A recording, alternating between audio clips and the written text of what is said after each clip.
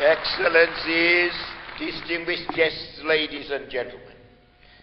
This summit takes place against the background of a world of growing globalization. It is therefore most imperative that we get to know one another even better than before in order to fully appreciate the various circumstances under which we live. Africans and African Americans need each other. There are well-known historical and sentimental reasons why Africans and African Americans must cooperate. These must form a basis for strengthening and deepening linkages between us of a more substantial nature. Our continent and America need to engage each other economically more than has been the case in the past. We have enjoyed a fairly long history of Africans abroad contributing to the growth of political consciousness from the emergence of Pan-Africanism and negritude, which came to influence African nationalism and defined our common grievances, our affinities, and desire for equality. In this regard, Africans abroad played a distant but significant role in the decolonization of the African continent. The importance of the link between Pan-Africanism and African nationalism in the realms of ideas and action was clearly recognized when Ghana emerged as the first independent state in sub-Saharan Africa in 1957.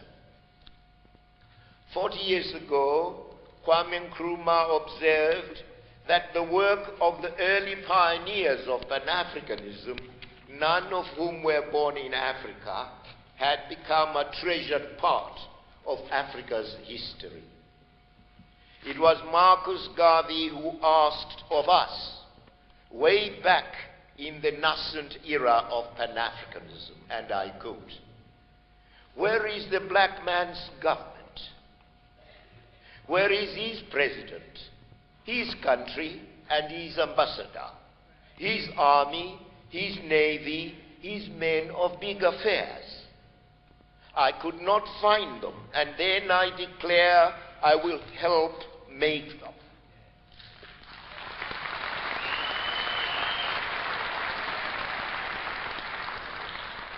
And Marcus Garvey went on, "Why should not Africa give the world its black Rockefeller, Rothschild, and Henry Ford? Now is the opportunity," he asserted, unquote. This clarion call was taken up by such luminaries as, among others, George Padmore, William Du Bois, and Kwame Nkrumah. William Du Bois once said that the major issue of the 20th century was the question of the color line.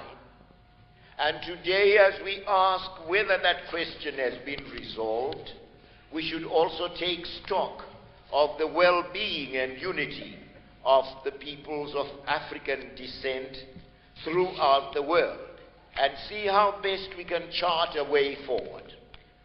Such was the vision of the founders of Pan-Africanism, which became a major force that united us all in resisting all forms of injustice against the dignity of the African people.